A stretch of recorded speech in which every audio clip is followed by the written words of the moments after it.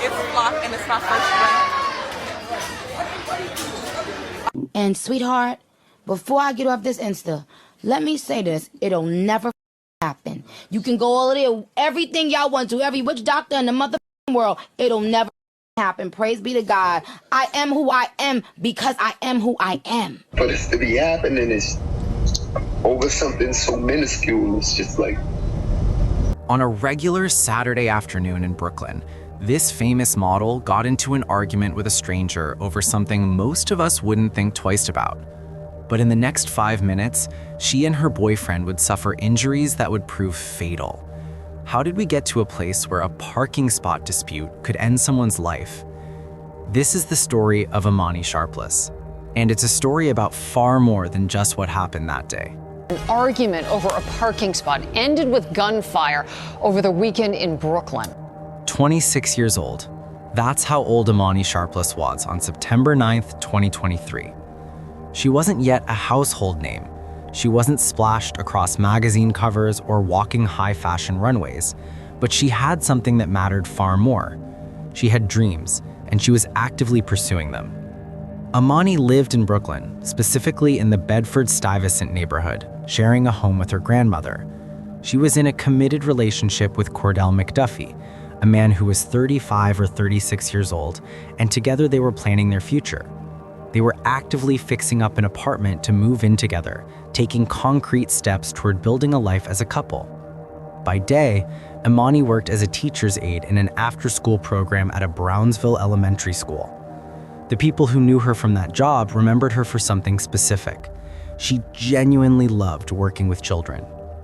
But her real passion, the thing she devoted her evenings and weekends to, was creative. She was enrolled in classes to support her dreams of a career in modeling and singing. Her mother, Imani Sharpless, would tell coworkers about her daughter's musical abilities. She'd share music videos with them, beaming with the kind of pride only a parent can feel watching their child pursue something they love. Quote, "I want people to know how beautiful she was and talented and gentle and soft." That's how Alverna would later describe her only daughter. Those words, gentle, soft, tell you something important about who Imani was. She wasn't looking for conflict. She wasn't aggressive or confrontational. By all accounts, she was the kind of person who made people feel better just by being around them. The incident took place at a Home Depot parking lot located at 230 Nostrand Avenue in Bedford-Stuyvesant. On what was an otherwise ordinary Saturday afternoon, Imani and Cordell found themselves in a verbal dispute with another person over a parking space. The argument wasn't particularly heated at first. It was the kind of thing that happens in parking lots in cities across America every single day. Someone takes a spot, someone else wanted that spot, words are exchanged. Normally, people move on with their lives. Cordell, trying to de-escalate, made a decision. He gave up the parking spot and moved out of the way. He was trying to go into a parking space, but he pulled up a little bit forward towards the entry. I pulled up behind the guy. He had to back up, and I was impeding on him backing up. I pretty much didn't realize it. I blew my horn for a second, then we exchanged words. By his own account, he was trying to avoid further confrontation. He and Imani did not expect what was about to unfold. We exchanged words, and I moved out the way. My girl and I had no expectation of being ambushed. The other person in this dispute was 58-year-old Quincy James Davis, who was originally from Gwynn Oak, Maryland. Davis had apparently taken the parking spot initially. He briefly entered the Home Depot store, then he came back out. What happened next is where this story takes a turn that no one could have predicted. Approximately 5 minutes after the initial confrontation, Cordell and Imani drove away from the Home Depot in their Hyundai Sonata. They likely thought the encounter was behind them. They were turning onto another street, moving on, getting back to their day. That's when Davis approached their vehicle. What happened next was sudden and devastating. Multiple shots were fired into their car. The trauma of those moments is difficult to articulate. Cordell, in the immediate aftermath, did what any person does when someone they love is critically injured. He was consumed by panic and concern for Imani. He pulled up over there by the pharmacy right there, And he came out of the car and on the phone and he was talking about somebody shoot his girl, but he didn't even say that he got shot too, which he did get shot in his leg and in his back. Even in his own trauma, even with his own injuries, his first concern was for the woman he loved. He was shouting about what happened to her. That tells you something about the depth of their relationship and his character in that moment. Police arrived at the scene quickly. The area was near the corner of Willoughby and Nostrand Avenue in Bedford-Stuyvesant. Witnesses who had been nearby gave statements to the NYPD describing what they had seen. Police described the suspect as a man approximately 5'6", weighing around 160 pounds, with a dark complexion, wearing a red-hot, white shirt and black jeans, last seen fleeing southbound on Nostrand Avenue. Cordell was transported to the hospital with injuries that, while serious, would eventually heal. Imani was rushed to Kings County Hospital in critical condition. Medical teams fought to save her life. For 5 days, she clung to life. Her family held on to hope that somehow, against all odds, she would recover, that she would walk out of that hospital and come back home to the people who loved her. On September 14, 2023, Imani Sharpless died from her injuries. 5 days after being shot over a parking spot. 5 days after what should have been a completely routine Saturday afternoon. She was 26 years old. The NYPD's response to this case was swift and methodical. Within days, detectives had zeroed in on a suspect, recovering key evidence from the scene. When a homicide occurs in New York City, especially one with multiple witnesses and physical evidence left behind, the investigative machinery moves with a specific kind of urgency. Someone has been killed. The person responsible is still out there. The priority becomes clear. Find them, apprehend them, and bring them to justice. Police found several critical pieces of evidence. The firearm used in the shooting was recovered from a nearby dumpster, along with discarded clothing that matched the suspect's description. Additionally, a Mercedes-Benz was left abandoned at the scene, later traced to Davis through vehicle registration. The investigation benefited from witness statements and surveillance footage from the Home Depot and the surrounding area. The pieces of the puzzle were coming together. And then on September 26, 2023, just 17 days after the shooting, Quincy James Davis was arrested. Davis is described in records as an ex-convict from Maryland with prior convictions including robbery and weapons possession. The specific details of his criminal history are not extensively documented in public records, but the pattern is clear. This was someone with a past marked by violent encounters with the law. What remains unclear is why Davis was in Brooklyn that day. What brought a 58-year-old man from Maryland to a Home Depot parking lot in Bedford-Stuyvesant? The investigation found no prior connection between Davis and Imani or Cordell. This wasn't a grudge, a personal vendetta, or a conflict that had been building over time. By all available evidence, these were two complete strangers who intersected in the worst possible way over the most mundane disagreement imaginable. There is one curious detail that investigators recovered. Inside Davis's abandoned Mercedes, police found a Pennywise clown mask. No official explanation has ever been provided for why this item was in his vehicle. It remains a small, unexplained detail in an otherwise straightforward case. On October 20th, 2023, Davis was indicted on charges including second-degree murder, attempted murder, first-degree assault, and second-degree criminal possession of a weapon. If convicted on the top charges, he faces up to 25 years to life in prison. He was held without bail, a decision that reflects the severity of the allegations and the risk he posed if released back into the community. Brooklyn District Attorney Eric Gonzalez stated that the case captures the fundamental senselessness of what occurred. The DA described it as a, quote, senseless act of violence that left Imani's family heartbroken. That word, senseless, appears again and again in official statements about this case, because that's what it was. There was no logical reason for this to end it in gunfire. There was no proportional response to a parking spot argument. This was an escalation that defied reason. What makes this case even more complex is an extraordinary development that emerged months after the shooting. Imani's mother, Alverna, received a phone call from Davis. From his jail cell, he reached out to her. They began having regular conversations, and in these conversations, they would pray together. This is, on the surface, almost incomprehensible.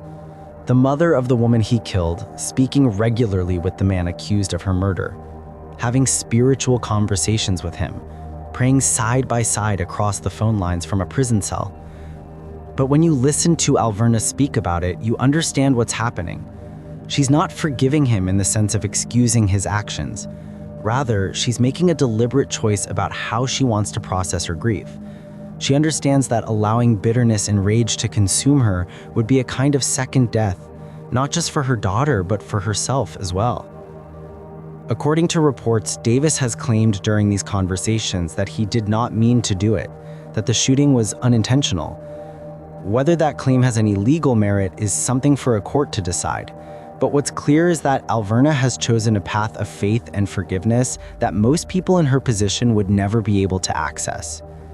Quote, "I could not allow this to kill me as well," Alverna has said about her decision to maintain this relationship with Davis. It's a statement that speaks to the depth of her pain and the strength of her spirit. Despite the swift arrest and indictment, the case has since moved at a glacial pace through the New York court system. In January 2024, the case was in the discovery phase, with no major updates. Months went by.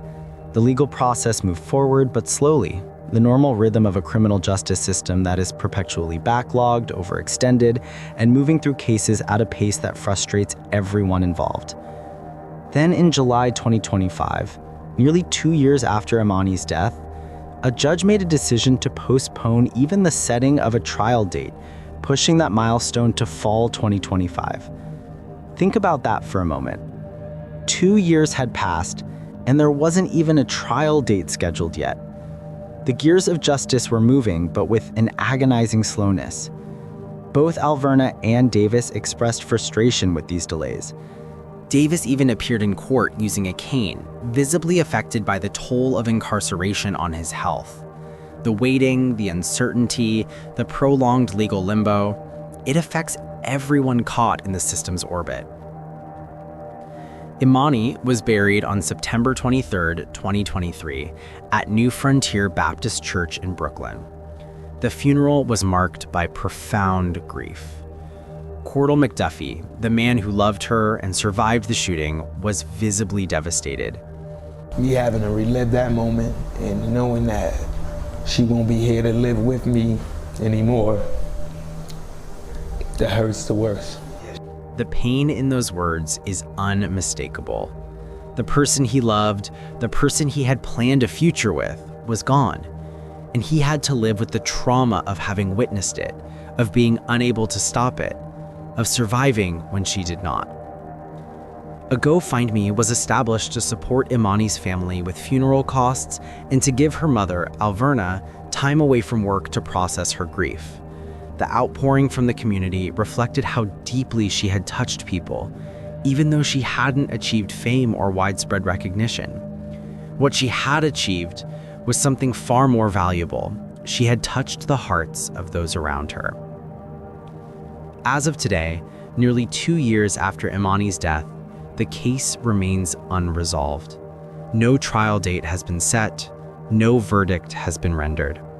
The legal system continues its slow grind, processing the evidence, managing the procedures, moving through the bureaucratic machinery that defines American criminal justice.